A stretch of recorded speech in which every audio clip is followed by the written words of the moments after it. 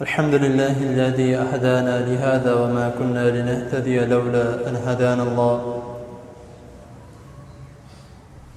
اللهم صل على محمد وبارك وسلم. أما بعد.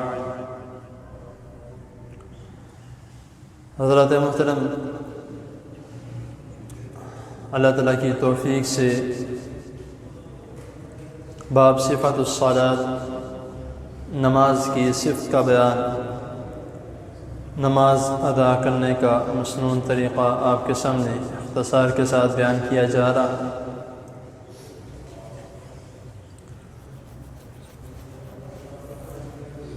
اس باب میں سے جو ہمارا ٹاپک چل رہا ہے نماز کے بعد کے اذکار، دو آپ کے سامنے اللہ تعالیٰ کی توفیق سے بیان ہو چکے ہیں۔ آج کا بیان کرنے سے پہلے اس کی ایک چھوٹی سی تمہید یا مفہوم سمجھ لیں، بیان کرنے لگا ہوں کہ ہمارے معاشرے میں اس طرح ہوتا ہے کہ اگر کوئی بڑے عہدے کا آدمی یا بڑے عہدے پر فیض کوئی شخص ہمیں صرف اور صرف ہاتھ ہلا کے بھی دکھا دے تو ہم یہ سمجھتے ہیں کہ میری تو زندگی سنور گئی، میں فلاں بندے کو بتانا کہ اس نے مجھے دیکھ کے ہاتھ ہلایا، میرا نام لیا۔ تو اس طرح کی اور بھی بہت سی باتیں دوسروں کو جا کے بتاتے ہیں کہ آج میں اس جگہ پر گیا تھا تو اس جلسے پر فلاں وزیر اعظم کا جلسہ تھا، فلاں بڑے آدمی کا جلسہ تھا، انہوں نے مجھے دیکھا تو مجھے دیکھ کر انہوں نے اپنی طرف مخاطب کیا، بہت خوش ہوتے ہیں۔ یہ تو وہ لوگ ہیں جو کہ نہ تو ہمارے لیے کچھ کر سکتے ہیں اور نہ کبھی کیا، لیکن ہم تب بھی ان کے اتنے کلوز رہنے کی کوشش کرتے ہیں کہ جس کی کوئی حد نہیں۔ ہم اس لیڈر یا اس ہستی کی طرف کیوں نہیں جاتے جو ہمارے لیے فائدہ ہی فائدہ لے کر آئے؟ ایک ایسے خوش قسمت صحابی حضرت معاذ بن جبل رضی اللہ تعالی عنہ، ان کے متعلق آپ نے پہلے بھی کئی باتیں سنی ہوں گی۔ تو یہ بیان کرتے ہیں کہ ایک مرتبہ اس طرح ہوا کہ میں رسول اللہ صلی اللہ علیہ وسلم کے ساتھ جا رہا تھا تو نبی کریم صلی اللہ علیہ وسلم نے میرا ہاتھ پکڑ لیا۔ نبی کریم صلی اللہ علیہ وسلم کے ساتھ چلنا ایک بہت بڑی بات ہے، اور اس کے بعد حضرت معاذ بن جبل رضی اللہ تعالیٰ عنہ ایسے خوش قسمت صحابی ہیں کہ جن کا آپ صلی اللہ علیہ وسلم نے اپنے ہاتھ میں ان کا ہاتھ پکڑ لیا۔ کیسے خوش قسمتی! تو بیان کرتے ہیں کہ رسول اللہ صلی اللہ علیہ وسلم نے جب میرا ہاتھ پکڑا اور پھر یہ فرمایا کہ اے معاذ، اللہ کی قسم مجھے تم سے بہت محبت ہے۔ آپ صلی اللہ علیہ وسلم ویسے بھی کہہ دیتے تو انہوں نے یقین کر لینا تھا، لیکن رسول اللہ صلی اللہ علیہ وسلم کیا فرما رہے ہیں کہ اللہ کی قسم مجھے تم سے بہت محبت ہے۔ تو میں تمہیں حضرت معاذ رضی اللہ تعالی عنہ بیان کرتے ہیں کہ میں نے بہت خوش ہوا، میرا دل جیسے سمجھ لیں کہ اچھلنے لگ گیا، باغ باغ ہو گیا میرا دل۔ تو میں نے بھی عرض کی کہ اے اللہ کے رسول صلی اللہ علیہ وسلم، مجھے بھی آپ سے بہت زیادہ محبت ہے۔ یہ کیسی گفتگو ہے، کیسا کلام ہے آپس میں۔ تو پھر حضرت معاذ رضی اللہ تعالیٰ عنہ بیان کرتے ہیں کہ رسول اللہ صلی اللہ علیہ وسلم نے مجھے فرمایا کہ اے معاذ، میں تجھے ایک وصیت کرتا ہوں کہ جس دعا کے متعلق میں تمہیں بتانے لگا ہوں، یہ دعا کسی بھی نماز میں، فجر ہو، ظہر ہو، عصر ہو، مغرب ہو، عشاء ہو، کسی بھی نماز میں ترک نہیں کرنی۔ اب رسول اللہ صلی اللہ علیہ وسلم کا حکم ہو اور حضرت معاذ رضی اللہ تعالیٰ عنہ نافرمانی کریں، ہو ہی نہیں سکتا۔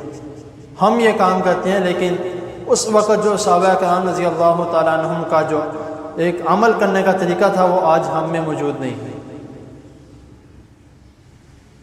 رسول اللہ صلی اللہ علیہ وسلم نے حضرت معاذ رضی اللہ تعالی عنہ کو جو دعا بتائی کہ آپ یہ دعا پڑھو، اللہم اعنی علی ذکرک و شکرک و حسن عبادتک۔ کئی احادیث میں ربی اعنی علی ذکرک بھی آتا ہے، دونوں ٹھیک ہیں کیونکہ اس میں ہم نے اللہ تعالیٰ کو پکارنا ہے۔ رب بھی اللہ تعالیٰ کا نام ہے اور اللہ بھی اللہ تعالیٰ کا نام ہے، تو اسی لیے رب اعنی علی ذکرک و شکرک و حسن عبادتک، اس کا ترجمہ سماعت فرمارے، بہت ہی خوبصورت ترجمہ ہے کہ اے اللہ مجھے توفیق عطا فرمائے یا میری مدد عطا فرمائے، علی ذکرک کہ میں آپ کا ذکر کرتا رہوں، و شکرک کہ میں آپ کا شکر کرتا رہوں، و حسن عبادتک اور میں اپنے عبادت میں حسن پیدا کروں۔ اب عبادت کون سی ہے؟ ہر قسم کی عبادت ہے، نماز بھی آ جاتی ہے، روزہ بھی آ جاتا ہے، حج بھی آ جاتا ہے، عمرہ بھی آ جاتا ہے، نیک اعمال بھی آ جاتا ہے، یہاں تک کہ اگر آپ راستے سے کوئی ذرہ برابر کسی کو تکلیف دینے والی چیز اٹھا لیتے ہیں وہ بھی عبادت ہے۔ تو یہ جو عبادت ہے اس میں ہم کوئی بھی ہم کام کر رہے ہوں، کوئی یہ نہ سمجھے کہ میں نماز پڑھ رہا ہوں اس میں میرا کمال ہے، کہ میں نماز پڑھ رہا ہوں، میں مسجد میں آیا ہوں، آ کے میں نے نماز پڑھی ہے، یا کوئی آپ راستے میں جاتے ہوئے کسی کی مدد کر دیتے ہیں، یہ مت سمجھے کہ یہ مدد میں نے کی ہے۔ یہ کس نے کی ہے؟ اللہ تعالیٰ کی توفیق سے۔ جب اللہ تعالیٰ کی توفیق ہوگی تو آپ کوئی عمل کر سکتے ہیں۔ اللہ ذکر کا ذکر ہم کس طرح کرتے ہیں؟ ہم منہ سے ذکر کرتے ہیں، خدا نہ خواستہ ایسا نہ ہو، اللہ نہ کرے کہ کسی کی زبان میں کوئی مسئلہ بن جاتا ہے، کسی کے منہ میں کوئی مسئلہ بن جاتا ہے تو ذکر کر سکتا ہے؟ نہیں کر سکتا۔ شکر کرنا ہے کس طرح کرنا ہے؟ منہ سے کرنا ہے، تو اگر کسی کو کوئی مسئلہ بن جائے شکر کر سکتا ہے؟ نہیں کر سکتا۔ تو اسی لیے جتنے بھی اعمال ہیں، جتنے بھی عبادات ہیں، کس کی توفیق سے؟ اللہ تعالیٰ کی توفیق سے۔ تو اسی لیے ہر نماز کے بعد لازمی طور پر تیسرے نمبر پہ سب سے پہلے اللہ اکبر استغفر اللہ اللہم انت السلام، پھر تیسرے نمبر پہ ربی اعنی علی ذکرک و شکرک و حسن عبادتک، یہ دعا لازمی پڑھیں۔ جب حضرت معاذ رضی اللہ تعالیٰ عنہ نے یہ آپ صلی اللہ علیہ وسلم سے سنی یہ دعا، آپ نے وصیت کی، تو معاذ رضی اللہ تعالیٰ عنہ آگے جو اس حدیث کے راوی ہیں وہ بیان کرتے ہیں کہ حضرت معاذ نے آگے جو اپنے ان کے شاگرد تھے، صنابحی ان کا نام ہے، ان کو آگے یہ وصیت کی کہ لازمی طور پر پڑھنی ہے۔ اب آگے جو ان کے شاگرد ہیں صنابحی رحمۃ اللہ، ان کے جو شاگرد ہیں وہ کہتے ہیں کہ میں نے آگے جو میرے شاگرد تھے ابو عبد الرحمن، میں نے ان کو یہ وصیت کی، تو آگے چل سے چل ہو سکتا ہے تب تک، اسی لیے تو ہمارے تک پہنچا۔ تو اسی لیے کوشش کرنی چاہیے کہ جس نیک عمل کے بارے میں ہمیں پتہ چلے تو لازمی طور پر، اب ہر بندہ تو کسی کو پڑھاتا نہیں ہے لیکن ہر بندے کے شاگرد لازمی ہوتے ہیں۔ کس طرح؟ اس کے بچے اس کے شاگرد ہیں، تو اپنے گھر والوں کو، اس کی بیگم اس کی شاگرد ہے، کیوں؟ کیونکہ آپس میں ایک دوسرے کو سیکھتے سکھاتے رہتے ہیں، اس کی بیٹی، اس کی بہنیں۔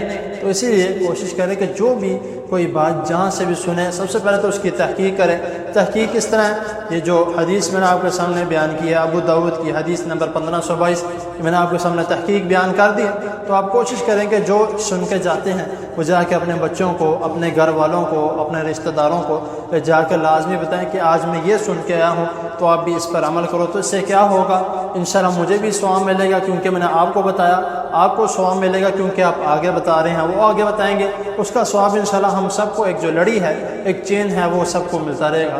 اللہ تعالیٰ کی حضور دعا ہے اللہ تعالیٰ ہمیں جو سنا ہے اس کو سمجھنے کی اور اس پر عمل کرنے کی توفیق عطا فرمائے۔ جزاکم اللہ۔